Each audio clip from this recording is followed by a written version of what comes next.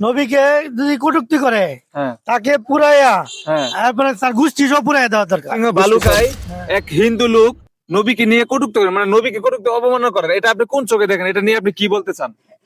নবীকে যদি কটূক্তি করে হ্যাঁ তাকে পুরাইয়া হ্যাঁ তারপরে তার গোষ্ঠী সব পুরাইয়া দেওয়া দরকার। গোষ্ঠী সহ পুড়িয়ে দেওয়া হ্যাঁ। দরকার।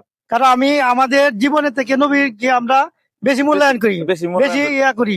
নবীর মোহাম্মদ আমাদের বেশি। আমি মুসলমান হিসেবে হ্যাঁ এদেরকে আরো বেশি দৃষ্টান্তমূলক শাস্তি দেওয়া দরকার ছিল। ঠিক আছে। এদের পরিবার সহ এদেরকে জ্বালায় দেওয়া দরকার। নবীকে কটূক্তি করে এবং অবমাননা করে, তারপরে তাওহীদ জনতা তাকে ধরে পিটিয়ে আগুন দিয়ে পুড়িয়ে দেয়, এই কাজটা আপনি কোন চোখে দেখেন? এই কাজটা কি ঠিক করেছে?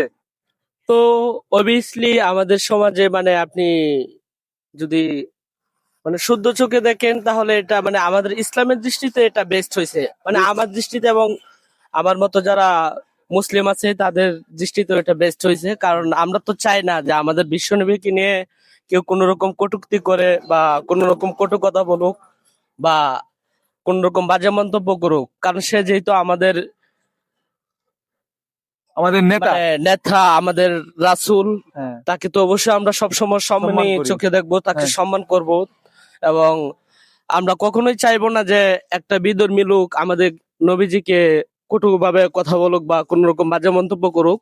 তো এটাতে মানে আমরা আলহামদুলিল্লাহ শুকরিয়া আদায় করি। তো আমরা ন্যায্য বিচার পাইছি, তাকে গণদোলাই দিয়ে হত্যা করার জন্য এটাতে আমাদের তেমন কোনো আপত্তি নেই, বরঞ্চ আমরা খুশি হয়েছি আলহামদুলিল্লাহ।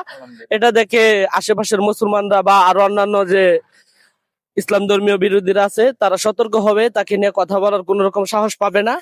তো আমরা প্রতিনিয়তই চাই এরকম ভাবে ইসলাম নিয়ে যারা ইসলামের বিরুদ্ধে আছে তারা যেরকম ভাবে মানে এরকম মানে হুঁশিয়ার হয়, এই দৃশ্যটা দেখে তারা যেন সতর্ক হয়ে যায় যে ইসলাম কখনো ছাড় দেয় কিন্তু ছেড়ে দেয় না। ছেড়ে দেয় না। তো এটার জন্য আলহামদুলিল্লাহ। আলহামদুলিল্লাহ, আপনি এটা ভালো চোখে দেখেন? হ্যাঁ হ্যাঁ অবশ্যই আমরা এটা ভালো অবশ্যই। চোখে দেখি, সাপোর্ট করি সবাই।